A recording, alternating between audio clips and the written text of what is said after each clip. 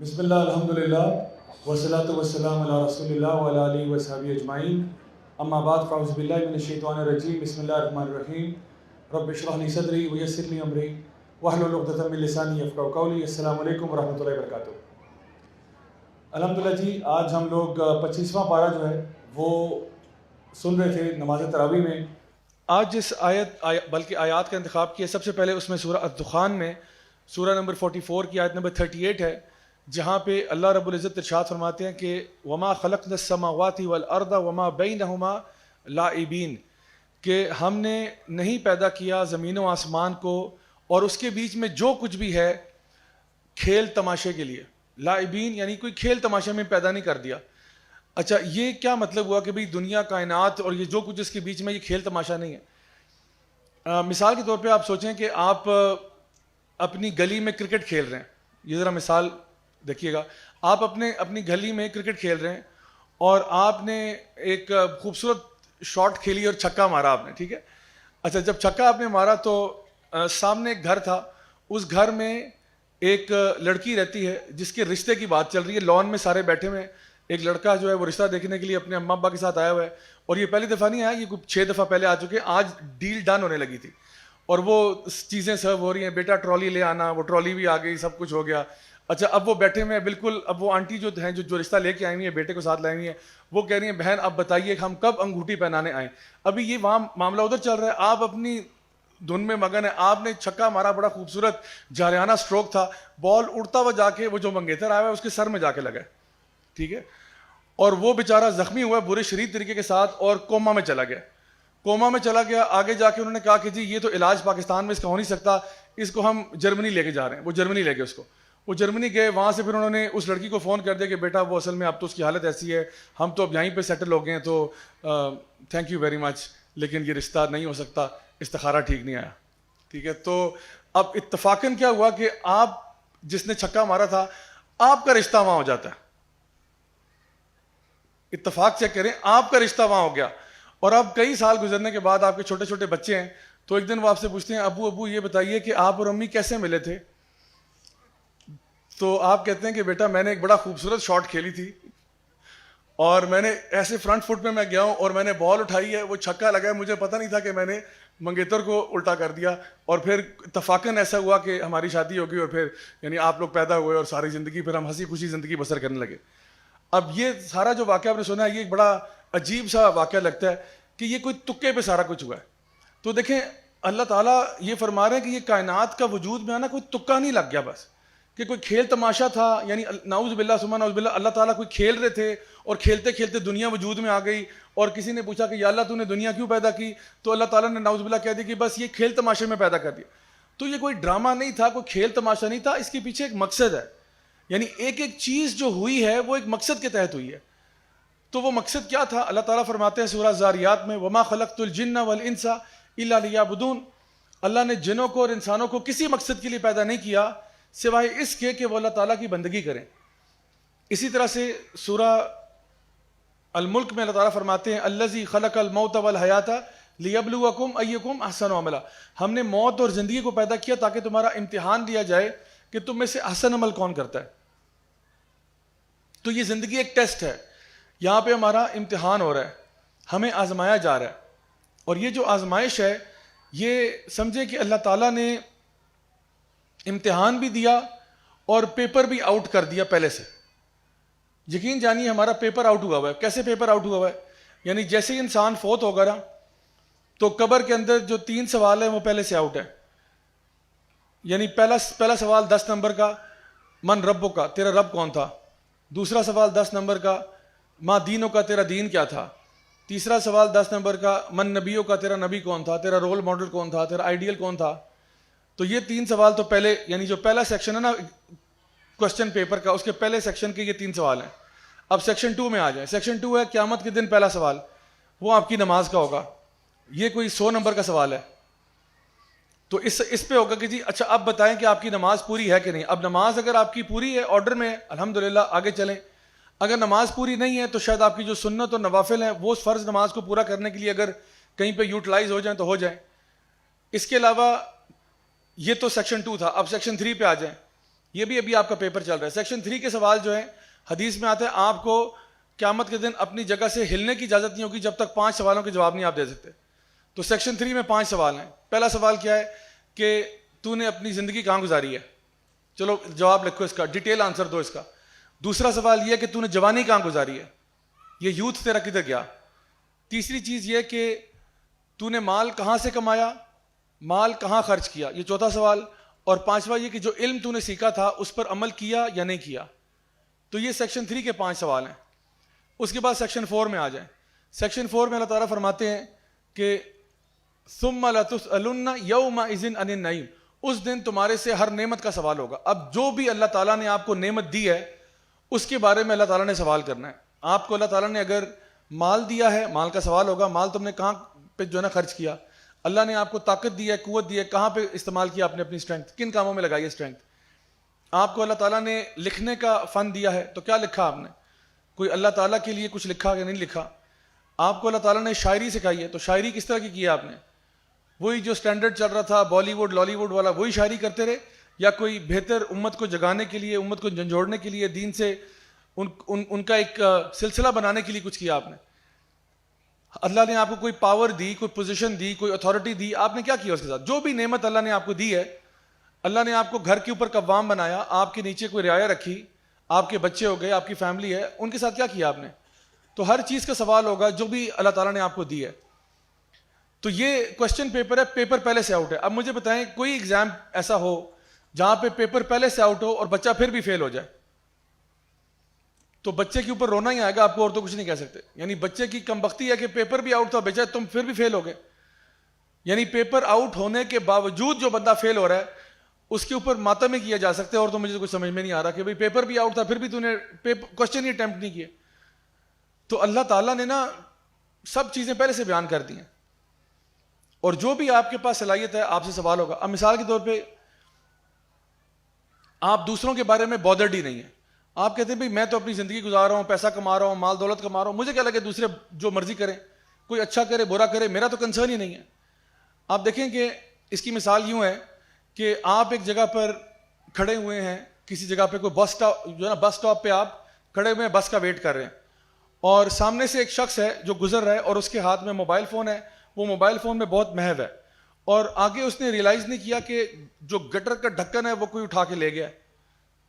اب وہ چلتا ہوا آ رہا ہے اور اس کے ہاتھ میں موبائل فون ہے, اور آپ کو کلیئرلی نظر آ رہا ہے کہ یہ جس پاتھ کو فالو کر رہا ہے یہ سیدھا گٹر میں جائے گا.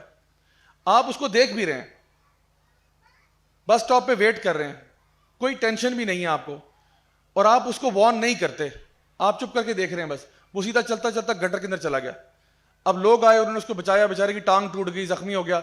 تو لوگوں نے کہا یار کوئی یہاں تھا نہیں, اس کو بتا دیتا. کہ آپ نے کہا ہاں میں بیٹھا تھا. تو نے کہا آپ نے کیوں نہیں بتایا؟ آپ نے کہا یار میں تو اپنا بزنس مائنڈ کر رہا تھا, I was just minding my business. تو یہ ایکسکیوز آپ سے مانا جائے گا؟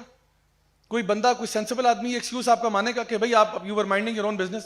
وہ کہے کہ نہیں یار اس کا بزنس آپ کا بزنس تھا. ایک بندہ آپ کو نظر آ رہا ہے کلیئرلی غلط رستے پر جا رہا ہے, آپ اس کو روک دیتے. آپ نے کہا نہیں یار وہ اس کا کام ہے, میرا یہ کام ہے, لکم دینکم ولی دین, تمہارے لیے تمہارا دین, میرے لیے میرا. یہ تو نہیں ایکسکیوز مانا جائے گا آپ سے کہ یار بڑے ظالم آدمی ہیں آپ نے جو ظلم کیا ہے. آپ کے پاس ایک اتھارٹی بھی تھی, آپ کے پاس ایک پاور بھی تھی, آپ ایک آواز لگا دیتے اس کو کہ بھائی ہیلو آپ کدھر جا رہے ہو. یا تو ہوتا نا کہ آپ کسی سی سی ٹی وی کیمرہ کے پیچھے بیٹھے ہوتے, کسی آفس میں بیٹھے ہوتے اور آپ دیکھ رہے ہوتے اور بندہ گزر رہا ہوتا, تو آپ کہتے میں تو کسی کو بتا ہی نہیں سکتا, او بندہ گیا اور بندہ گر جاتا.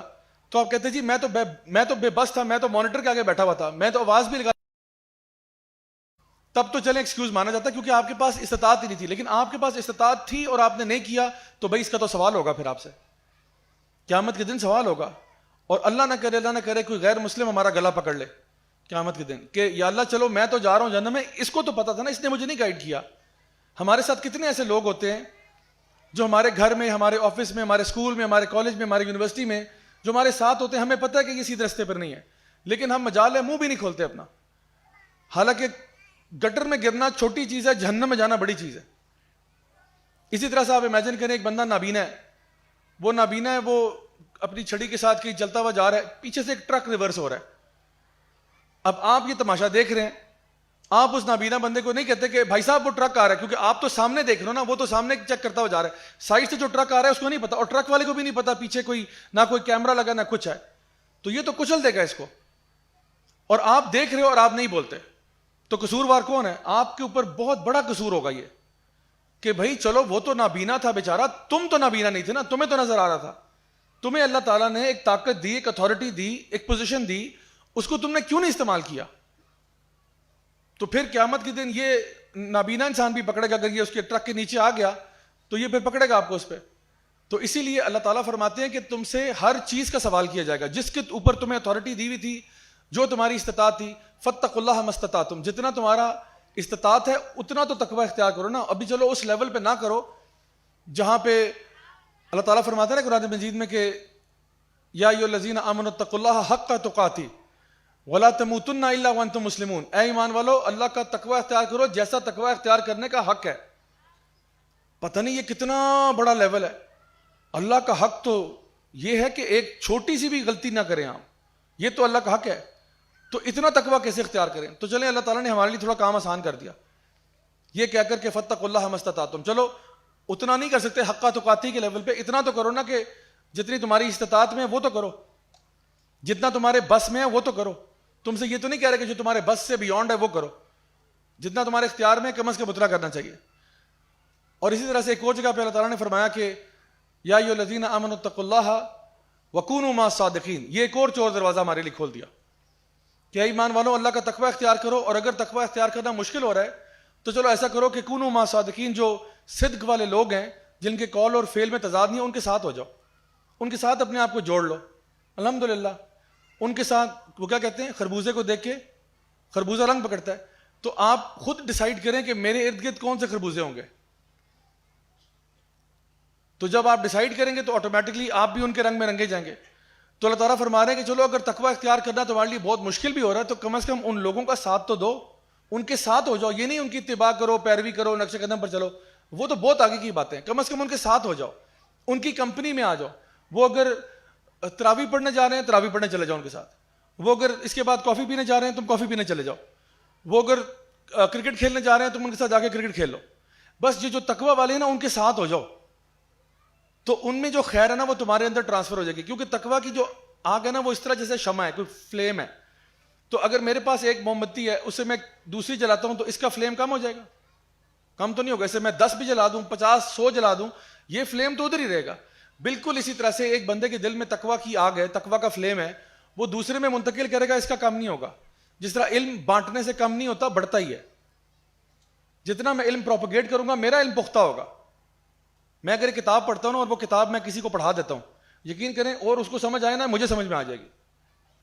تو اسی طرح سے تقوی کا معاملہ بھی ہے. آپ اپنا تقوی یعنی لوگوں کے ساتھ مل کے ہو، اللہ کی بات کرتے ہو، اللہ کے رسول کی بات کرتے ہو، آخرت کی بات کرتے ہو، آپ کا اپنا ایمان اوپر چلا جاتا ہے. اس کو تو فائدہ ہو ہی رہا ہے، آپ کو بھی فائدہ ہو رہا ہے. تو اللہ تعالیٰ نے یہ زندگی بنائی ہے امتحان کے لیے، اور ہمارا حساب کتاب اسی کے مطابق ہوگا. اب یہاں پر یہ سمجھ لیں کہ اللہ تعالیٰ کی نیچر کیا ہے، اللہ کون ہے اصل میں. نیو یارک میں ایک شیخ ہوتے ہیں، عالم دین ہے. ہم نے بڑی کوشش کی، ہمارا جو آج کل وہ چل رہی ہے کانفرنس لیلۃ القدر والی، اس میں بھی ان کو انوائٹ کر لیں، لیکن وہ بہرحال اویلیبل نہیں تھے. ان کا نام ہے امام سراج وہاج، اور نیو یارک میں بروکلن میں ان کی مسجد ہے، مسجد تقوی. اور یہ امریکن ریورٹ ہیں، افریقن امریکن ہیں، ریورٹ ٹو اسلام ہے. ماشاءاللہ بڑے کمال کے اسپیکر ہیں. اب تو خیر کافی بزرگ ہو گئے ہیں، لیکن بہرحال بہت بہت زبردست عالم ہیں. تو وہ بتاتے ہیں کہ میں ایک دفعہ بروکلن میں اپنی مسجد کے باہر ہی بیٹھا ہوا تھا، تو ایک اسکول بس آئی، اور اسکول بس آئی اور کچھ بچے بچیاں ویٹ کر رہے ہیں، چھوٹے عمر کے ہیں، 6-7 سال کے. وہ وہاں ویٹ کر رہے ہیں بس کا. تو بس آئی تو وہ بچے جو ہیں بس میں سوار ہونا شروع ہوئے. کہتے ہیں چھوٹی سی بچی تھی، وہ تقریباً یہی 6-7 سال کی ہوگی. تو اس کی وہ تھوڑی ذرا گپلو سی تھی، تھوڑی موٹو سی تھی. تو اس کے ساتھ ایک اسکول بیگ تھا، وہ اس سے بھی ڈبل سائز میں تھا. تو وہ کہتے ہیں اس نے کندھے پہ اس کو پہنا ہوا ہے، تو جو آہستہ آہستہ وہ آ رہی ہے بڑے آرام آرام سے، ٹھیک ہے، چلتی چلتی اسکول بس کی طرف آ رہی ہے. تو جو کنڈکٹر تھا اس نے کہا ہری اپ چیخنا شروع کر دیا، کم آن گیٹ آن دا بس گیٹ آن دا بس. تو کہتی ہے کہ وہ لڑکی تپ گئی، اس نے بیگ اتار کے زمین پہ رکھ دیا. اس نے کہا leave me alone, you are not my father. تو امام صاحب کہتے ہیں کہ میں اس کے اس جملے سے نا بڑا حیران ہوا. کہتے ہیں حیران اس لیے ہوا کہ اب یہ کہہ رہی ہے کہ leave me alone you are not my father. تو کہتے ہیں اس کا مقصد کیا تھا کہنے کا کہ تم مجھے ایسے کیوں ڈانٹ رہے ہو, تم میرے باپ تو نہیں ہو نا. یعنی کہ اگر تم میرے باپ ہوتے تو تمہارا ڈانٹنا ویلڈ تھا, لیکن تم میرے باپ نہیں ہو. تو کہتے ہیں ہر بچے کو پتا ہوتا ہے کہ میرے ماں باپ جو ہیں مجھے بتا سکتے ہیں what to do and what not to do, اور اگر میں نہ کروں تو مجھے ڈانٹ بھی سکتے ہیں. یعنی اگر میرا باپ مجھے کہتا کہ ہری اپ, تو میں اس کی بات مانتی کیونکہ my parents have the right to tell me what to do and what not to do. But who are you, اور تم اس طرح چیخ کیوں رہے ہو؟ تمہیں کس نے کہا کہ تم میرے اوپر چیخ سکتے ہو؟ چھوٹی سی بچی ہے, اس نے کون سا فلسفہ پڑھا ہوا ہے؟ اس نے کون سا انٹرنیشنل ریلیشنز پڑھے ہوئے ہیں یا انٹرنیشنل لا یا ہیومن رائٹس چارٹر پڑھا ہوا ہے اس نے؟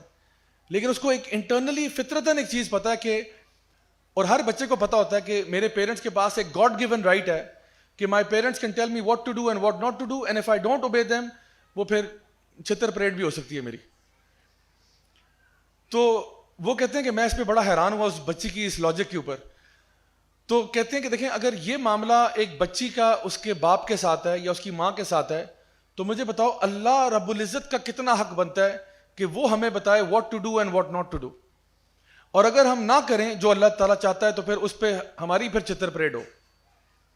تو ہمارے ماں باپ یقیناً سر آنکھوں پہ ہیں, ہمارے ماں باپ یقیناً انہوں نے ہمارا بہت خیال رکھا, لیکن ہمارے ماں باپ نے ہمیں اپنے ہاتھوں سے ڈیزائن نہیں کیا. ہمیں پیدا کرنے والی ذات اللہ کی ہے, اللہ نے ہمیں ڈیزائن کیا. جو ہمارے اندر کوالٹیز ہیں اور ایٹریبیوٹس ہیں اور فیچرز ہیں وہ سارے اللہ نے ڈیزائن کیے ہیں. اللہ مصور ہے, اللہ نے ہمیں تخلیق کیا, اللہ نے ہمیں پیدا کیا, اور جو کچھ آج ہمارے پاس ہے وہ سب اللہ کا کرم ہے کہ اللہ کی طرف سے وہ چیزیں. ورنہ میں پیدا ہوتے ہی ڈسیبلڈ ہو لیتا, کیا کر لیتا؟ میں پیدا ہوتے ہی نابینا ہوتا, کیا کر لیتا؟ کس کے ساتھ کمپلین کرتا؟ میں پیدا ہوتا 2 دن بعد میری ٹانگیں ٹوٹ جاتی, کیا کر لیتا میں تو ٹوٹل اللہ کے رحم و کرم پہ ہوں. میری ایک سانس اللہ کے رحم و کرم پہ ہے. یہ جو میں یہاں آپ کے سامنے بیٹھا باتیں کہہ رہا ہوں, ابھی اللہ چاہے 1 سیکنڈ میں یہاں میرا سوئچ آف ہو اور یہیں میں لیٹ جاؤں آپ کے سامنے, تو بھئی میرے پاس کیا اختیار ہے؟ میرے پاس کنٹرول ہی کیا ہے؟ سب کچھ اللہ کا کرم ہے. میری ہر سانس میں اللہ کا شکر ہونا چاہیے. تو وہ کہتے ہیں اگر ہر بچے کو یہ فطرتاً پتا ہے کہ ماں باپ کی یہ رائٹ ہے, ماں باپ کا یہ حق ہے کہ ماں باپ کی اطاعت کی جائے, ماں باپ کی فرما برداری کی جائے, اور اگر نہیں کرو گے تو ماں باپ آپ کو اس پہ ڈانٹ بھی سکتے ہیں, تو یہ حق اللہ کے پاس تو بہت زیادہ ہے, کیونکہ اللہ نے تو ہمیں اصل میں پیدا کیا اور وہ بتا رہا ہے یہ کرنا یہ نہیں کرنا, اور اگر آپ نہیں کرو گے تو پھر سزا تو ہوگی. سزا کس چیز پر ہوگی؟ ایک حدیث میں آتا ہے کہ ایک عورت تھی, اس نے یعنی طوائف قسم کی عورت تھی, وہ ایک جگہ سے گزری تھی کنویں کے پاس, تو دیکھا ایک کتا جو ہے وہ بالکل مرنے والی حالت پہ ہوا ہے. یعنی کتا جو ہے نا وہ اس کنویں کے ارد گرد چکر لگا رہا ہے, ہانپ رہا ہے, اور بیچارہ پیاس سے مرنے والی حالت ہوئی. اب وہ جو طوائفہ تھی وہ ویسے گزر رہی تھی وہاں سے, اس نے دیکھا یہ تو مر جائے گا, اب میں کیا کروں, چلو ایسا کرتی ہوں اس کو پانی دیتی ہوں, کنویں میں اتر جاتی ہوں. اب کنواں جو ہے نا کوئی سینٹورس مال تو نہیں ہے کہ جو بڑی خوبصورت جگہ ہے جہاں پہ آپ جا کے گھومے پھریں گے. کنواں بڑا ڈپریسنگ سی چیز ہے, اور نیچے اترنے پتہ نہیں نیچے کیا کچھ اللہ کی مخلوق ہے. تو وہ اتر کے گئی, اور اس نے کیا کیا کہ اپنے, اور تو برتن تھا کوئی نہیں, اس نے اپنا جوتا اتارا اور جوتے میں پانی ڈالا, اور جوتا اس نے اپنے دانتوں میں دبایا, اور سیڑھیاں چڑھتی چڑھتی واپس آ گئی. واپس آئی تو کتے کے آگے اس نے رکھا, کتا اس میں سے پانی پی گیا, کتے کی جان بچ گئی, کیونکہ وہ گزر رہی تھی, اس کو ترس آیا کہ یہ اللہ کی مخلوق ہے, یہ اللہ کی مخلوق ہے, مجھے اس کا خیال ہونا چاہیے. تو اللہ رب العزت کو اس کا یہ ادا اتنی پسند آئی کہ اللہ تعالیٰ نے اس کے لیے ہدایت کا راستہ آسان کر دیا, اور بالآخر وہ جنت میں داخل ہو گئی. یعنی اس نے اپنے سارے حرام کام چھوڑ دیے, ہدایت کے راستے پر آ گئی, خیر کا معاملہ ہوا, جنت میں داخل ہو گئی. یعنی یہ اس عورت کا ٹرننگ پوائنٹ بن گیا, یہ واقعہ اس کا ٹرننگ پوائنٹ بنا جہاں سے اس کے حالات ٹھیک ہوئے اور جنت میں داخل ہو گئی. تو اللہ ہے نا, اللہ کر سکتا ہے, اللہ کو کون روکے گا. ایک اور عورت کا واقعہ آتا ہے, بڑی نمازی پرہیزگار تھی, اور اس کے پاس ایک بلی تھی. تو پہلے مثال میں کتا تھا, اس مثال میں بلی ہے. اس کے پاس ایک بلی تھی, وہ بلی کو نا پنجرے میں بند کر کے رکھتی تھی. اچھا, نہ تو اس کو کھانا ڈالتی تھی اور نہ اس کو آزاد کرتی تھی کہ یہ بلی اپنا شکار خود کر لے. اللہ تعالیٰ کو ایسا غضب آیا اس کی اس حرکت پہ, اور وہ بلی اسی طرح مر گئی, یعنی وہ اسی طرح پنجرے میں ہی مر گئی. اللہ نے اس عورت کو پکڑ کے جہنم میں ڈال دیا. تو کتے کے ساتھ کسی نے اللہ کی مخلوق سمجھ کر اس کے ساتھ رحم کا معاملہ کیا, اللہ نے اس کا راستہ بدل دیا, اس کو جنتی بنا دیا. اور بلی کے ساتھ ظلم کرنے پہ اللہ نے اس کو جہنم میں ڈال دیا. تو اللہ ہے نا, اللہ کی نیچر کو سمجھیں. اللہ تعالیٰ جس کو چاہے سزا دے, جس کو چاہے جزا دے, یہ اللہ رب العزت ہے. تو Allah has the right to tell you what to do and what not to do. اور اگر آپ نے اللہ تعالیٰ کی حد سے تجاوز کیا, اللہ پورا اختیار رکھتا ہے کہ آپ کو سزا دے. وہ اللہ کا کرم ہے کہ اللہ آپ کو معاف کر دے. لیکن اگر آپ نے غلطی کی ہے تو آپ ڈیزرو تو کرتے ہیں کہ کوئی تھوڑی بہت چھترول تو ہونی چاہیے, لیکن اس سے پہلے اگر آپ اللہ سے توبہ طائب ہو جائے, معافی مانگ لیں. اللہ رحمان بھی ہے, رحیم بھی ہے, غفور بھی ہے, غفار بھی ہے. کل ہم نے اسی ٹاپک پہ بات کی تھی کہ بھئی اللہ تعالیٰ بہت معاف کرنے والا ہے. گناہ کر کے توبہ کرنے والا ایسا ہی ہے جیسے گناہ کیا ہی نہیں ہے. اور اللہ محبت کرتا ہے گناہ گاروں سے. اللہ تعالیٰ کہتا ہے لا تقنطوا من رحمت اللہ. یہ ساری باتیں اپنی جگہ پر سچ ہیں, لیکن پھر بھی اللہ تعالیٰ چاہے جو مرضی کرے, کیونکہ اللہ ہے. دوسری طرف آپ دیکھیں نیچر آف مین کیا ہے. نیچر آف گاڈ تو بتا دیا, نیچر آف مین یہ ہے کہ انسان خطا کار ہے. نبی کریم صلی اللہ علیہ وسلم کی حدیث سے آپ نے فرمایا کلو بنی آدم خطاؤن, ہر ابن آدم خطا کار ہے, لیکن ان میں سے بہترین کون ہے؟ جو توبہ کر لیتے ہیں. تو اب دیکھیں اللہ تعالیٰ نے جنت کو بھی پیدا کیا اور جہنم کو بھی پیدا کیا. دونوں اللہ کی مخلوق ہیں, دونوں اللہ نے پیدا کی ہوئی ہیں. جہنم جو ہے نا اس کو اللہ تعالیٰ نے پیدا کیا ہے گناہ گاروں کے لیے. گناہ گار کدھر جائیں گے؟ جہنم میں.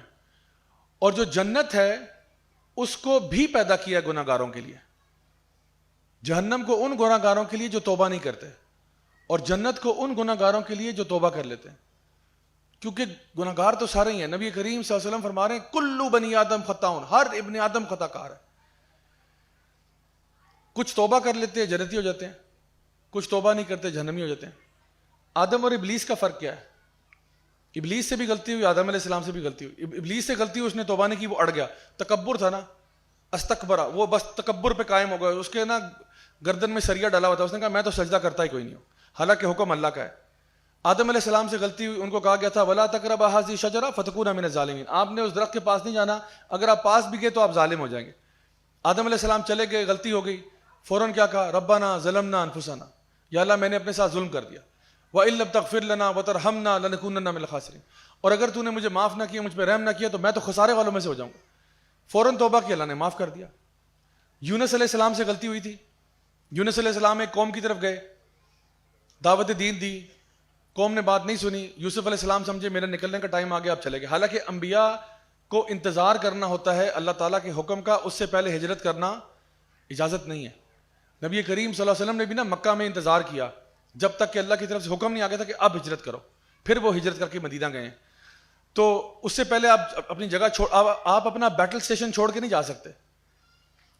تو جو نا یونس علیہ السلام نے دعوت دین دی, لوگوں نے بات نہیں مانی, آپ نے کہا ٹھیک ہے پھر نہیں تو نکل کے وہاں سے. اللہ نے ان کو مچھلی کے پیٹ میں ڈال دیا, سمندر کے بیچ میں, سمندر کی گہرائیوں میں جو ہے مچھلی کے پیٹ میں.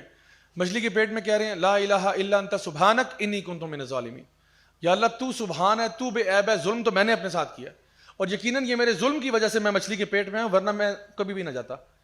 انہوں نے توبہ کی, معافی مانگی. اللہ تعالیٰ نے مچھلی کو حکم دیا کہ جا کے یونس کو سمندر کے کنارے چھوڑو, اور وہ سمندر کے کنارے آ گئے. توبہ کی, اللہ تو ایسے معاف کر دیتا ہے, آپ معافی مانگے تو صحیح نا. ادھر کیا ہوا, یونس علیہ السلام کی قوم نے بھی معافی مانگ لی.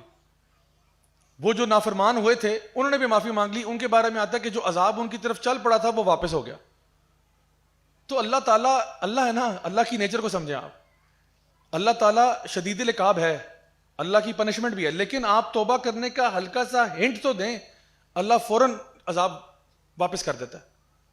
اللہ تو انتظار میں بیٹھا ہوتا ہے کب میرا بندہ جو ہے وہ جو ہے نا لوٹ کے واپس آئے گا. تو نیچر آف مین یہ ہے کہ انسان خطا کار ہے, انسان گناہ گار ہے. نیچر آف گاڈ یہ کہ اللہ تعالیٰ معاف کرنے والا ہے, لیکن انسان کو طلب کرنی ہوتی ہے یہ معافی. انسان کو اللہ سے مانگنا ہوتا ہے کہ اللہ مجھے معاف کر دے, مجھے غلطی ہو گئی ہے. تو یہ تو رہی دو چیزیں. پھر یہاں پہ ہم دیکھتے ہیں سورہ جاثیہ کے اندر اللہ تعالیٰ نے قیامت کے دن کا منظر پیش کرتے ہوئے کہا کہ وَتَرَى كُلَّ أُمَّةٍ جَاثِيَةٍ, کہ اس دن ہر امت جو ہے نا وہ گھٹنوں کے بل بیٹھی ہوگی, یعنی گھٹنوں کے بل نیلنگ ڈاؤن پوزیشن میں ہوگی. ہر امت بھی اور ہر فرد بھی. اب یہ قیامت کا منظر ہے کہ ہر بندہ نا جھکا ہوا ہے, اور ابھی جتنا بھی انسان متکبر ہو جائے اور جتنی قومیں, یہاں پہ کہہ رہے ہر امت جھکی ہوگی. اس دن کیا ہوگا, نفسی نفسی ہوگا اس دن.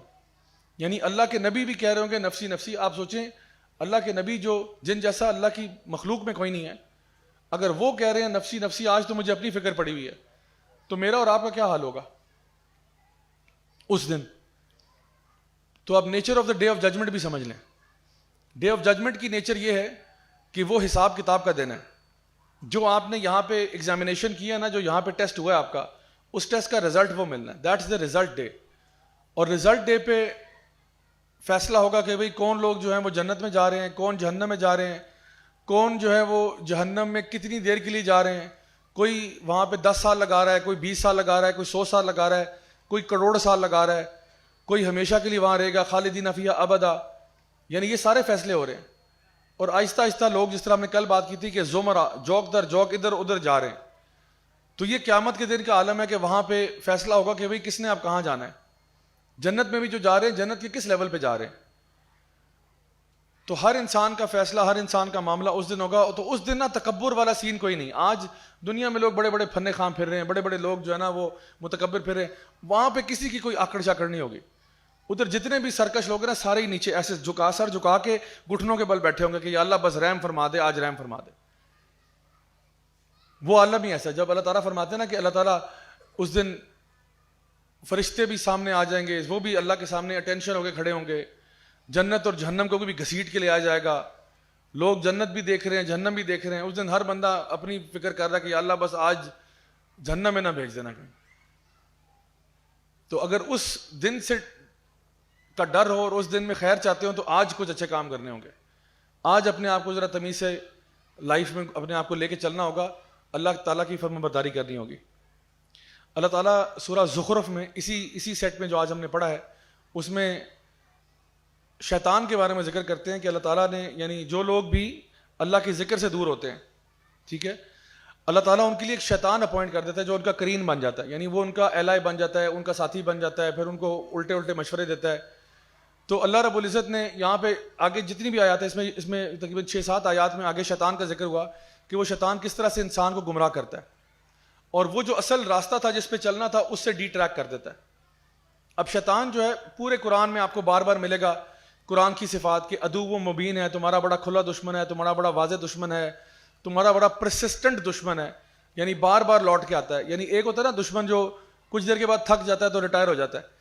یعنی آپ امیجن کریں آپ کی جنگ ہو رہی ہے, تو جنگ کسی ہو رہی ہے تو آپ تھک رہے ہیں تو دشمن بھی تو تھک رہا ہے نا ساتھ ساتھ. تو وہ کہتا ہے بھائی ابھی ذرا سیز فائر, ہمارے بھی کیجولٹیز ہو گئی, آپ کے بھی ہو گئے, ٹائم آؤٹ, سیز فائر کر, ابھی ہم 2 دن کے لیے لڑائی نہیں ہے, ذرا ہم اپنے بندے ذرا سنبھال لیں. لیکن شیطان ایسا خبیث ہے, وہ بار بار آتا رہتا ہے, وہ ٹائم آؤٹ نہیں لے رہا. آپ یہ نہیں کہہ سکتے کہ جی شیطان جو ہے نا وہ ابھی تھوڑا سا سائڈ پہ ہو گیا, مجھے تھوڑا سا بریتھنگ سپیس دے رہا ہے, سوائے رمضان کے مہینے میں جس میں وہ مجبوراً چین ہوا ہوا ہے, ورنہ وہ یہاں پہ بھی نہ چھوڑتا آپ کو. تو شیطان کی بھی نیچر سمجھ لیں. آج ہم نیچرز پہ ہی بات کریں. نیچر آف شیطان یہ ہے کہ وہ آپ کے پیچھے پڑ جائے گا. اور کوئی بندہ بھی یہ نہیں کہہ سکتا کہ جی میں شیطان کو جو ہے نا شکست دے چکا ہوں اور ماشاءاللہ تبارک اللہ میں تو ایسا اللہ کا ولی بن گیا ہوں کہ شیطان میرے قریب نہیں آتا. یہ اگر کسی کو حق تھا تو صرف نبی کریم صلی اللہ علیہ وسلم کو تھا, جن نے کہا کہ جو میرا کرین ہے وہ مسلمان ہو چکا ہے, لیکن ہمارا کرین مسلمان نہیں ہوا, وہ بھی تک لگا ہوا ہے. ہاں یہ ضرور ہے, ابن القیم رحمہ اللہ فرماتے ہیں کہ آپ کا کرین کمزور ضرور ہو جاتا ہے. اگر آپ اپنے دین میں پرسسٹنٹ ہے نا تو آپ کا جو کرین ہے وہ کمزور ہو جاتا ہے, اور پھر وہ آپ کو اس طرح کے مشورے نہیں دیتا جس طرح کے باقیوں کو دے رہا ہوتا ہے. مثال کے طور پہ کوئی جو بہت ہی دین سے دور ہے اس کو وہ کہے گا تو زنا کر لے, تو شراب پی لے, تو جوا کھیل لے. یعنی ان کو وہ بڑے بڑے جو یعنی کبیرہ خبائث ہیں نا ان کی طرف لے کے جائے گا. آپ کو اس کو پتہ ہے آپ ماشاءاللہ نمازی پرہیزگار بندے ہیں, ذرا اللہ سے ڈرنے والے ہیں, تو وہ کہے گا چل تو ایسا کر کوئی چھوٹا کام کر لے. لیکن یہ نہیں کہ آپ سے وہ بری ہو جائے گا کہ جی چلو میں تو چھوڑ کے جا رہا ہوں. نہیں, وہ آئیڈیاز آپ کو بھی دے گا لیکن اس لیول کے نہیں دے گا جس لیول کے کسی اور کو دے رہا تھا. تو اب شیطان کے وار کس طرح سے ہوتے ہیں یہ آپ نے دیکھنا ہے کہ شیطان نے نا اللہ تعالیٰ سے وعدہ کیا تھا کہ میں ان کو گمراہ کر کے چھوڑوں گا, میں ان کے آگے پیچھے دائیں بائیں سے آؤں گا, وَلَا تَجِدُ أَكْثَرَهُمْ شَاكِرِينَ, یہ زیادہ تر تیرے ناشکرے نکلیں گے. تو یہ تو شیطان کا وعدہ ہے. شیطان کو پتا کہ وہ جا رہا ہے جی جہنم میں, یہ اس کو پتا ہے. تو وہ کہتا ہے کہ بھئی میں جا رہا ہوں تو اوروں کو بھی ساتھ لے کے جاؤں, اکیلا کیوں جاؤں میں. اور وہ ایک بیسکلی نا پولیٹیکل پوائنٹ سکورنگ کرنا چاہتا ہے. اللہ تعالیٰ نے اس کو کہا کہ آدم کیا کہ سجدہ کرو, اس نے کہا میں نہیں کرتا. کیوں, میں بہتر ہوں. اب اللہ تعالیٰ نے جب کہا تو یہاں سے نکل جا, تو کہتا ہے مجھے آپ تھوڑا مہلت دے دیں, میں پروو کروں گا کہ میں بہتر ہی ہوں. مطلب میں اپنی بات کو ریورس نہیں کر رہا, میں نہ توبہ کر رہا ہوں, نہ معافی مانگ رہا ہوں, نہ میں اپنی اسٹیٹمنٹ واپس لے رہا ہوں. میں یہ کہہ رہا ہوں کہ آدم سجدے کے لائق نہیں تھا اور میں سجدے کے لائق تھا. اگر سجدہ کروانا تھا آدم سے مجھے کروا دینا تھا آپ نے. تو میں تو اپنے موقف پہ قائم رہوں گا, یا اللہ میں آدم کی اولاد کو بہکا کے چھوڑوں گا اور میں ثابت کروں گا کہ یہ بالکل بھی سجدے کے لائق نہیں تھے. جتنا میں خراب ہوں یہ میرے سے زیادہ خراب ہے. میں نے تو ایک سجدے سے انکار کیا تھا, یہ تو روزانہ سجدوں سے انکار کریں گے. یہ تو بے نمازی ہو جائیں گے, یہ بے پرواہ ہو جائیں گے, تو تجھے پوچھیں گے بھی نہیں. یہ تو تیرا شکر بھی ادا نہیں کریں گے. یہ تو اتنی اس حد پہ پہنچ جائیں گے. تو شیطان جو ہے نا وہ ایک پولیٹیکل پوائنٹ سکورنگ کرنا چاہتا ہے, اور وہ چاہتا ہے کہ وہ قیامت کے دن یہ کہے کہ دیکھا میں نے کیا کہا تھا, میں نے کہا تھا نا یہ سارے ہوں گے, اب دیکھ لیں ذرا ان کی حالت. اب آپ فیصلہ کریں کہ جی ہم شیطان کو فیسیلیٹیٹ کر رہے ہیں یا ہم شیطان کے خلاف ایک دیوار بن رہے ہیں. تو شیطان کا پہلا وار کیا ہوتا ہے, یعنی یہ دیکھیں کہ شیطان آپ پہ اسی طرح حملہ کرتا ہے جس طرح کوئی ٹارگٹ ہوتا ہے نا, تو اس کے بھی کچھ ٹارگٹس ہیں. شیطان کا بھی ایک ہدف ہے, اور وہ ہدف یہ ہے کہ وہ آپ سے آہستہ آہستہ بڑے سے بڑے گناہ کروائے. تو سب سے پہلا ہدف اس کا یہ ہے, جو پکا کام ہے, پکا کام یہ کہ آپ سے شرک کروا دے. اگر آپ نے شرک کر دیا, گیم اوور, ختم ہوگی گیم. کیونکہ اس کے بعد آپ کہیں جی میں 5 وقت کا نمازی ہوں, میں حج عمرہ کرتا ہوں. شرک کرتے ہو, جہنم کی آگ میں, نو کوسچنز آسکڈ. آپ کہیں نہیں جی لیکن میں نے تو یہ بھی کیا تھا, میں نے ہسپتال بنایا تھا, میں نے اسکول بنایا تھا, میں نے یونیورسٹی میں فلاں کیا تھا, مسجدیں بنا چکا ہوں, جتنا بھی ہے جہنم کی آگ. کیوں؟ کیونکہ شرک آ گیا تھا بیچ میں. اور اللہ تعالیٰ خود فرماتے ہیں کہ سارے گناہ معاف ہو سکتے ہیں, شرک میں معاف نہیں کروں گا. تو شیطان کا سب سے پہلا جو بلز آیا نا, ڈیڈ سینٹر ٹارگٹ, وہ ہے شرک. کہ پہلے میں نے بندے کو کروانا ہے شرک, کسی نہ کسی طریقے سے اس کو میں نے شرک کے ڈبے میں لے کے جانا ہے. اگر وہاں چلا گیا ساری گیم ختم. تو یہ ایسا جہنم میں جائے گا, باہر نہیں آئے گا وہاں سے. تو یہ اس کا پہلا ٹارگٹ ہے. دوسرا ٹارگٹ کیا ہے, کہتا چلو شرک نہیں ہوا, آپ ماشاءاللہ بڑے پکے تھے, آپ نے کہا کہ جی میں توحید پر قائم ہوں, اللہ کی عبادت کرتا ہوں, اللہ سے مانگتا ہوں, آپ اس پہ ٹس سے مس نہیں ہوئے. پھر وہ آپ سے کیا کراتا ہے کہ وہ کہتا ہے کہ چلو ایسا کرو, آپ اللہ تعالیٰ کی جو فرما برداری والے کام ہے نا ان کو چھوڑ دو. جیسا کہ آپ سے نمازیں چھڑوا دے گا, نمازیں چھوڑ دو. کیونکہ توحید کے بعد دوسری چیز کیا ہے, نماز ہے. نماز چھوڑ دو, روزے مت رکھو, حج عمرہ مت کرو, پیسے بھی ہیں, سب کچھ بھی ہے, ٹائم بھی ہے, صحت بھی ہے, نہیں کرو. زکوٰۃ نہیں نکالو اللہ کی راہ میں. یعنی جو ایکٹس آف اوبیڈینس تھے ان سے روکے گا آپ کو. کوئی بہانہ, کوئی ہیل حجت, کچھ نہ کچھ ڈال دے گا آپ کے دماغ میں. کوئی ایسا وسوسہ ڈال دے گا کہ آپ کو کہ ہاں یار مجھے نماز پڑھنے کی ضرورت نہیں ہے, ماشاءاللہ میں ویسے جو اتنے صدقہ خیرات کر دیتا ہوں, مجھے کیا ضرورت ہے نماز پڑھنے کی. نماز تو وہ پڑھے جس کو کچھ چاہیے ہو اللہ سے, مجھے تو کچھ نہیں چاہیے, میں تو خوش ہوں. تو کوئی نہ کوئی وسوسہ ڈال دے گا کہ آپ ایکٹس آف اوبیڈینس سے پیچھے ہٹ جائیں. یہ اس کا دوسرا حملہ ہے, یہ اس کا دوسرا وار ہے کہ چلو ایک چیز نہیں ملی دوسری لے لیتے ہیں. وہ کیا کہتے ہیں, بھاگتے چور کی لنگوٹی سے ہی. چلو آپ کچھ تو ملے نا اس سے, کچھ تو ملے. چلو شرک نہیں کیا, ٹھیک ہے, نو پرابلم, دوسرا لیول پہ آ جاؤ, تاکہ تب بھی جہنم میں میکسیمم سٹے آپ کا جو ہے نا وہ جو ہے نا میک شور کرے کہ چلو ہمیشہ نہ بھی رہو, میکسیمم سٹے تو کرو وہاں پہ. تو آپ سے ایکٹس آف اوبیڈینس چھڑوانا شروع کر دیتا ہے. تیسرا وار کیا ہوتا ہے کہ ایکٹس آف اوبیڈینس کر لو, ضرور کرو, لیکن بعد میں کر لینا. لیزی ہو جاؤ, سستی آ جائے, کاہلی آ جائے, آپ کے نماز کا وقت ہو گیا لیکن آپ کے ابھی ٹائم تھوڑی, چلو ابھی ہے ذرا ٹائم نا, گھنٹہ 2 گھنٹہ, کیا وہ ٹائم ہی نکل گیا.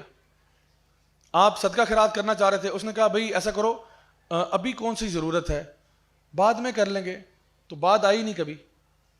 یعنی اسی لیے میں کہتا ہوں کہ جب آپ, جس طرح میں نے کہا نا کبھی طاق راتیں آ رہی ہیں تو اس میں خاص طور پہ ڈونیٹ کرنا چاہیے, دینا چاہیے. تو انسان سوچتا ہے اچھا چلو میں ارادہ کر رہا ہوں تو پھر کبھی دے دیں گے, دیکھ لیتے ہیں. وہ دیکھ لیتے ہیں, آئے ہی نہیں کبھی پھر اس کے بعد. تو جب مومنٹ پہ جب انسان کو اچھا کام سوچ رہا ہوتا ہے نا, تو فوراً اس کی ایگزیکیوشن کے بارے میں سٹیپ اٹھا لینا چاہیے, اس سے پہلے کہ شیطان آپ کے بیچ میں رکاوٹ کریٹ کر دے, آپ کے اندر سستی ڈال دے. تو ایک بندہ جو ہے وہ اچھا بھلا کام کر رہا ہوتا ہے, اس کو شیطان جو ہے نا سستی میں ڈال کے اس چیز سے پیچھے لے جاتا ہے. یہ اس کا ایک اور وار ہے. پھر ایک اور وار کیا ہے کہ ایکٹس آف اوبیڈینس میں تیزی کروا دے. ایک سستی تھی, اس کا اپوزٹ تیزی ہے. تیزی یہ کہتا ہے نماز پڑھو, ضرور پڑھو یار, میں تمہیں کون سا روک رہا ہوں, ابھی پڑھو, لیکن فٹافٹ ٹائم نہیں ہے.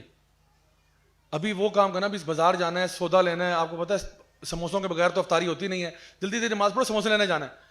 اب سموسوں کے پیچھے نماز آپ نے قربان کر دی اپنی, پتہ ہی نہیں کب شروع ہوئی تھی, کب ختم ہوئی تھی, کیا پڑھا تھا یاد ہی نہیں ہے. جلدی کرو جلدی کرو جلدی کرو. یہ نماز کو نا ٹائم پاس بنا دیتا ہے کہ بس نماز نا میرے راستے کی ایک رکاوٹ ہے, اس کو اوور کم کر کے میں نے اصل کام کرنا ہے جو کہ پکوڑے لینے جانا تھا. وہ اصل کام تھا, یہ نماز تو بیچ میں ایسی رکاوٹ ہے, یار جلدی سے نماز پڑھو پھر چلو نا بازار. یعنی اس قسم کی لاجک آپ کے دماغ میں ڈالتا ہے, فٹافٹ یہ کرو. حالانکہ اللہ تعالیٰ فرما رہے ہیں وما خلقت الجن والانس الا لیعبدون, اللہ نے پیدا ہی آپ کو اس کام کے لیے کیا تھا, اس کام کو بنا دیتا ہے سیکنڈری پرائمری بنا دیتا ہے سموسے پکوڑے, کہ جس طرح آپ کا مین کام تو وہ تھا, حالانکہ مین کام تو آپ کا عبادت تھا. آپ عبادت کرتے, آپ ذکر کرتے, آپ آیت الکرسی پڑھتے, آپ دعا کرتے, اصل کام تو وہ تھا. اس کو وہ مائنر کروا کے کسی اور کام کی طرف آپ کو لگا دیتا ہے. یہ اس کا ایک اور ٹریپ ہوتا ہے کہ جلد بازی کروا دیتا ہے, تاکہ آپ کی جو عبادات ہیں ٹھیک ہے وہ ہیں, لیکن ان کی ویلیو جو ہے نا ڈکریز ہو جائے, ان کی کوالٹی ڈکریز ہو جائے, تاکہ آپ کو نہ تو وہ اجر ملے بلکہ ہو سکتا ہے شاید وہ چیز قابل قبول ہی نہ ہو. اللہ تعالیٰ فرماتے ہیں فویل للمصلین الذین هم عن صلاتهم ساہون الذین هم یراؤون, برباد ہو جائیں وہ نماز پڑھنے والے. اب سوچیں یہ کوئی بندہ سوچ سکتا ہے کہ نماز پڑھنے والا شخص برباد ہو رہا ہے؟ برباد تو وہ جو نماز نہیں پڑھ رہا, برباد تو وہ جو اللہ سے بگاڑ کے جس نے رکھی ہوئی ہے, برباد تو وہ جو اللہ کا نافرمان ہے. تو نماز پڑھنے والا کیسے برباد ہو رہا ہے؟ اللہ تعالیٰ فرما رہے ہیں فویل للمصلین, برباد ہو جائیں وہ نماز پڑھنے والے. کون؟ الذین هم عن صلاتهم ساہون, یہ جو لیزینس کے ساتھ نماز کی طرف آتے ہیں, ایسے جیسے مر کے نماز کی طرف آ رہے ہیں, بالکل موڈ نہیں ہے نماز پڑھنے کا, کسی مجبوری کے تحت. جس طرح مشرکین مکہ کے بعد جب صحابہ جب جاتے ہیں مدینہ میں, تو وہاں پہ مشرکین مکہ تو نہیں ہے, وہاں پہ ایک اور بریڈ آ گئی ہے. کون سی بریڈ ہے؟ منافقین کی. اور یہ زیادہ ڈینجرس تھے. ڈینجرس اس لیے تھے کیونکہ مشرکین مکہ تو پتہ تھا نا یہ مشرکین ہے, یہ ہم میں سے نہیں ہے. منافقین کا معاملہ یہ تھا وہ دیکھنے میں آپ جیسے ہیں, پہلے صف کے نمازی بھی ہیں, لیکن اللہ تعالیٰ کہہ رہا ہے جہنم کا سب سے نچلے گڑھے میں یہ ہوں گے. تو یہ جو منافقین تھے آتے یہ بھی نماز کے لیے تھے, لیکن بڑے مر کے آتے تھے. اسی لیے حدیث میں آتا ہے کہ سب سے مشکل جو نماز منافقین کو لگتی ہے وہ عشاء اور فجر کی نماز ہے, جو منافقین پہ بڑی بھاری گزرتی ہے. تو اگر آپ نے اپنے آپ کو اس سے نکالنا ہو نا, ایک چیز یہ کہ فجر اور عشاء میں بڑے پکے ہو جائیں, آپ بڑے ایکسائٹمنٹ کے ساتھ جائیں جو ہے نا, فجر پڑھنے بھی اور عشاء پڑھنے بھی. تو کیا ہو گیا جی؟ جلد بازی کروا دینا, ایکٹس آف ورشپ میں جلدی کام کرو اس کا, تاکہ آپ کا اجر نکل جائے. پھر ایک اور چیز یہ کہ عبادت کرنی ہے تو کر لو ٹھیک ہے, لیکن دوسروں کے لیے کرو, دوسروں کو دکھانے کے لیے. ریاکاری لے آؤ اس کے اندر.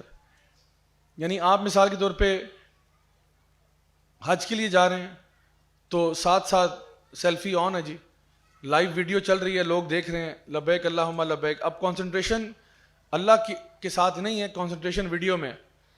اور اللہ معاف کرے, میں نے تو اپنی آنکھوں سے یہ سینز دیکھے ہیں کہ جہاں پہ لوگوں نے کوئی کسر نہیں چھوڑی اپنی عبادت کو خراب کرنے میں, کہ جہاں پہ عبادت ہو رہی ہے اور وہ ایک شخص مجھے نظر آیا, وہ کعبہ کے سامنے تو کعبہ یہاں ہے, کعبہ ادھر ہے, اس کا منہ ادھر ہے, اور ایسے کیا ہوا ہے, اور بیگم اس کی تصویر کھینچ رہی ہے. تو میں کہہ رہا ہوں قبلہ رخ تو ہو جاؤ نا بھائی, یہ نہیں پکچر اچھی آنی چاہیے, لوگوں کو پتہ چلے. اب یہ اپنی ڈی پی بنائے گا, وال پیپر لگائے گا, فون کی اسکرین لگا دے گا, یعنی یہ تصویر ایسے, اور پیچھے کعبہ ہے تو ادھر کدھر منہ کیا ہوا ہے.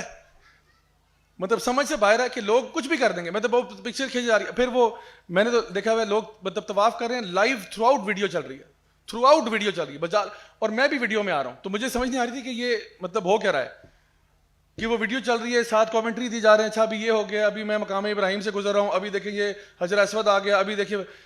اللہ کے بندو, یہ دعا مانگنے کا ٹائم تھا, یہ دعا میں آپ رننگ کامنٹری دے رہے ہیں ان لوگوں کو. انہیں کو وہ مکہ چینل لگا لو, وہاں پہ خود ہی دیکھ لینا, کامنٹری بھی چل رہی ہے. آپ تو عبادت کرو یار.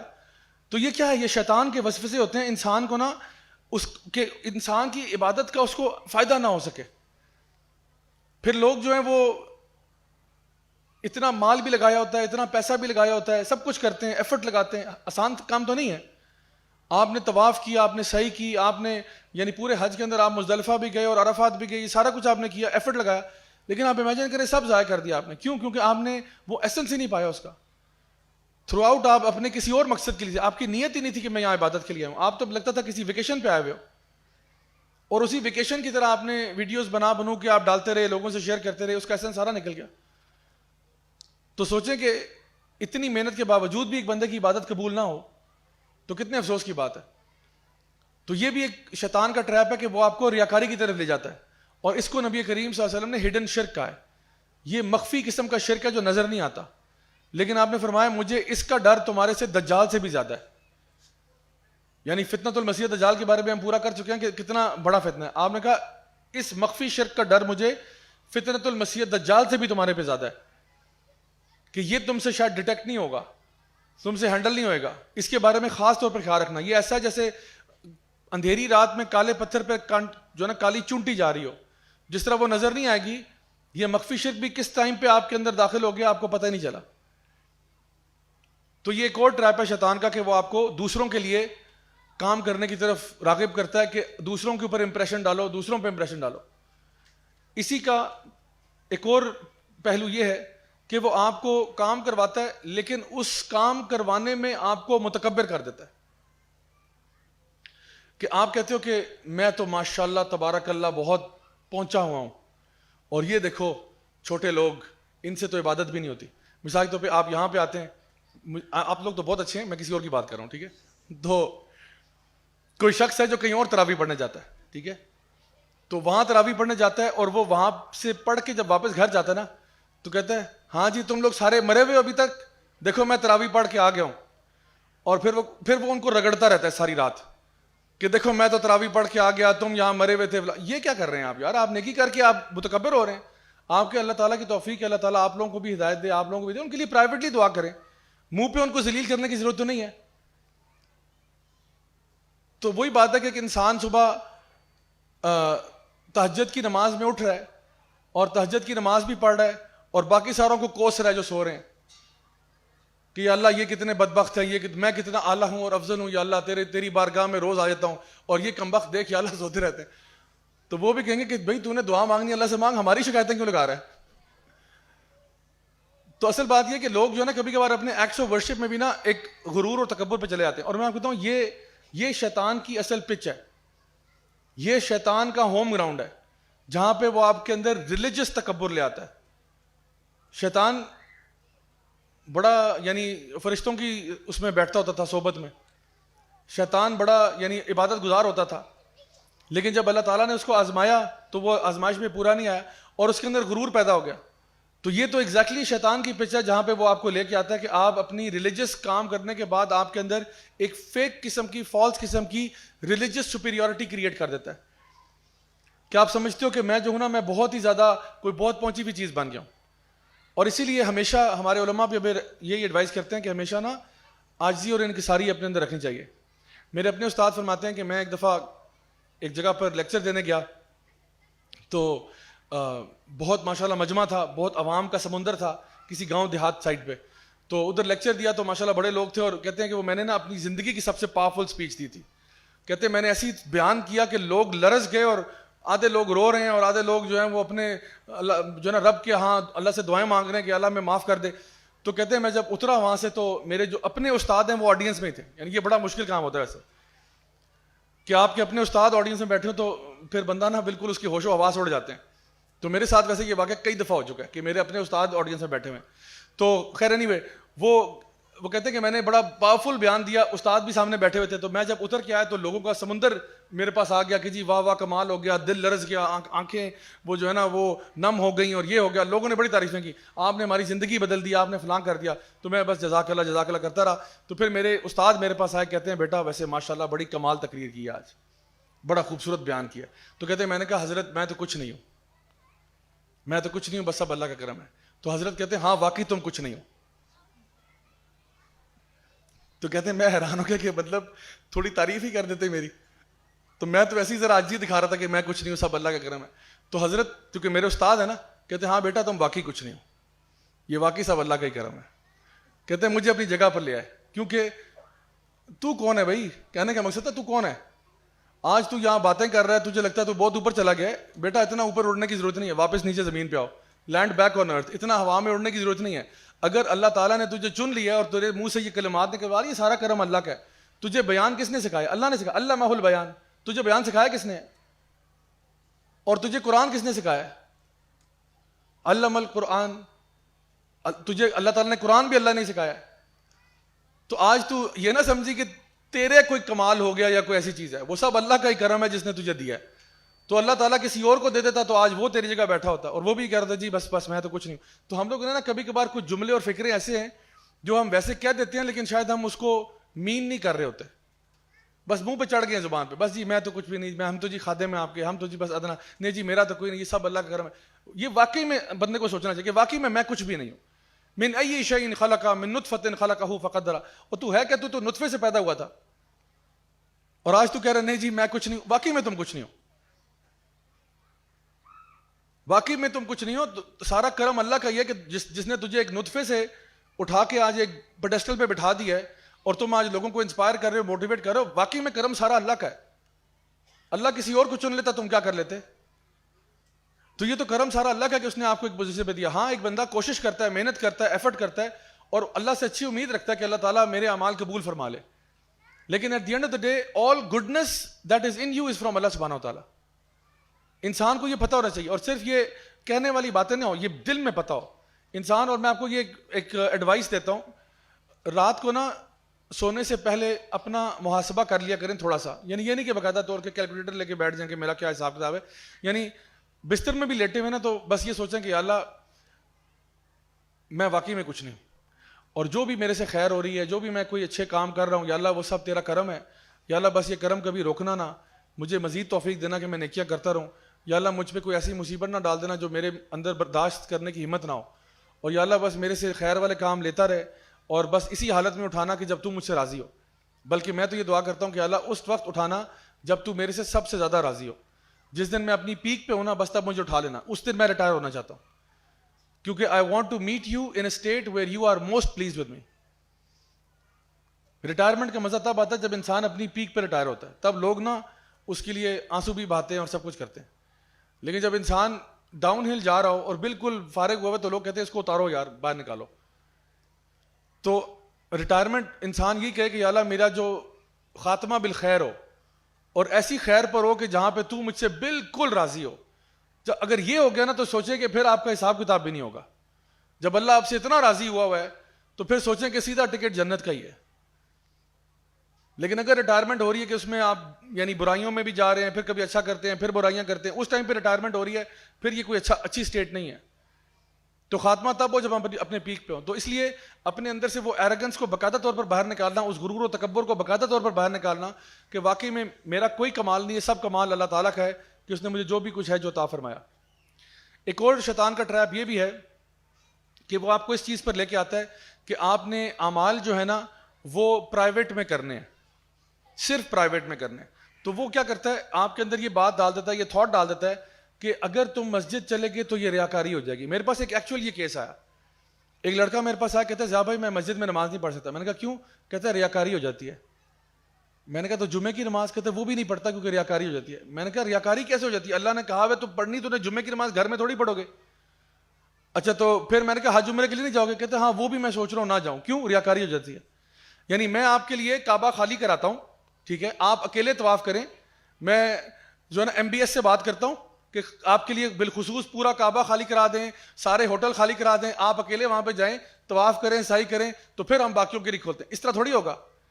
تو میں نے کہا بھائی جو عبادات جماعت کے ساتھ ہیں وہ جماعت کے ساتھ ہے. اب عید کی نماز بھی پرائیویٹ نہیں تمہارے لیے آرگنائز کرواؤں کہ کہیں ریاکاری نہ ہو جائے. ریاکاری کا تعلق آپ کے دل کے ساتھ ہے. تو معاملات یہ ہے کہ آپ نے نماز پڑھنی ہے, آپ تراویح پہ آتے ہو, ہزاروں کام ایسے ہوں گے, بلکہ صدقہ بھی نبی کریم صلی اللہ علیہ وسلم نے صحابہ سے اوپنلی بھی کروایا. ایک تو صدقہ وہ ہے کہ آپ نے دائیں ہاتھ سے دیا, بائیں ہاتھ کو پتہ بھی نہیں چلا, یہ بڑا افضل صدقہ ہے. لیکن کبھی کبھار آپ کو علل اعلان بھی صدقہ دینا پڑتا ہے. کیوں دیتے ہیں وہ؟ تاکہ دوسروں کو ترغیب ہو, دوسرے بھی موٹیویٹ ہوں. نبی نے کتنی دفعہ ایسا ہوا کہ کسی خاص غزوہ سے پہلے کہا کہ کون اللہ کی راہ میں دے گا, تو کوئی کھڑے ہو کے جی یہ ہم جو ہے نا کھجوریں دے رہے ہیں, کسی نے کہا ہم پیسے دے رہے ہیں, کسی نے کہا ابو بکر صدیق اپنے گھر کا سامان اٹھا کے لے آئے, عمر بن الخطاب گھر کا سامان لے کے آ گئے. اور اسی طرح سے آپ دیکھو کہ باقی وہ جو ہمیں پتہ چلتا ہے سیدنا عثمان بن عفان جو ہے وہ 100 اونٹ ایک سٹنگ میں نکالے, پھر 100 اونٹ اور نکالے, پھر 100. ایک سٹنگ میں سیدنا عثمان نے 960 اونٹ جو سامان سے لدے ہوئے اللہ کی راہ میں نکال دیے. اتنے اونٹ نکالے, نبی کریم صلی اللہ علیہ وسلم اپنے ممبر سے اترا, کہا بس عثمان بس, آج کے بعد جو چاہے کرو, اللہ نے تجھے بخش دیا. تو یہ کہ چھپ کے دے رہے تھے, یہ کھلم کھلا دے رہے تھے, لوگوں کو بتا رہے تھے. اور یہ حدیث ریکارڈ ہو گئی, قیامت تک ریکارڈ ہے کہ بھئی کوئی اللہ کی راہ میں اس طرح بھی دینے والے ہوتے ہیں. اور آپ سوچیں یہ اونٹ کیا ہے, وہ اس زمانے کا ایک اونٹ آج کی ایس کلاس مرسیڈیز کے برابر ہے. آپ سوچیں ہم یہاں پہ کہتے ہیں نا جی یوتھ کلب کے لیے فنڈ ریزنگ ہو رہی ہے, فنڈ ریزنگ ہو رہی ہے. میں کہتا ہوں جہاں جی کون دے گا؟ ایک صاحب اٹھتے ہیں, یہ لیں جا بھائی میری مرسیڈیز کی چابیاں آپ کی ہوئی, یہ لیں. تو ہم سارے کہیں گے یار سبحان اللہ, 6 کروڑ کی گاڑی, 7 کروڑ کی گاڑی کی چابیاں پھینک دی اس نے. سیدنا عثمان نے ایک نہیں 960 ایس کلاس مرسیڈیز ایک سٹنگ میں نکالی ہیں. یہ پوری فیکٹری ہے, پوری فیکٹری دی ہے انہوں نے. تو نبی ممبر سے اتر آئے ہیں کہ عثمان بس بس بس, تجھے تیرے رب نے بخش دیا, اب جا جو مرضی کر آج کے بعد. تو سیدنا عثمان نے وہی کیا جو چاہتے تھے؟ نہیں, وہ اور نیک ہو گئے, اور پائس ہو گئے, اور رائچس ہو گئے. سو یہ شیطان کا یہ بھی ایک پلان ہوتا ہے کہ وہ کہتے ہیں ہر چیز پرائیویٹ پرائیویٹ پرائیویٹ. تو پرائیویٹ میں اور اچھا ہوتا ہے, کچھ معاملات واقعی میں ایسے ہونے چاہیے جو صرف آپ کے اور اللہ کے بیچ میں, ایسے ہونے چاہیے کچھ کام جو صرف آپ کے اور اللہ کے بیچ میں. لیکن کچھ کام ایسے ہوتے ہیں جو آپ سب کے سامنے کرتے ہو, تاکہ کیوں, اس کی وجہ کیا ہے کہ لوگوں کو ترغیب ہو. تو اپنی نیت کو چیک کرتے ہیں کہ یہ واقعی میں ترغیب کے لیے کر رہا ہوں یا شو مار رہا ہوں, اس کا بس خیال رکھیں. تو یہ آپ کے سامنے کچھ چیزیں بیان کی ہیں, شیطان کے حربے, شیطان کے ٹریپس. جب بھی آپ کو ان میں سے کوئی بھی ٹریپ اپنے اوپر اثر انداز ہوتا فیل ہو, سب سے پہلے پڑھیں اعوذ باللہ من الشیطان الرجیم. اس کے بعد آپ پڑھ سکتے ہیں لا حول ولا قوۃ الا باللہ, اور پھر وہی کام کریں جس کا اللہ تعالیٰ نے آپ کو حکم دیا ہے. میری دعا ہے کہ اللہ تعالیٰ ہم سے ہمارے اعمال قبول فرمائے. بارک اللہ فیکم, والسلام علیکم ورحمۃ اللہ وبرکاتہ.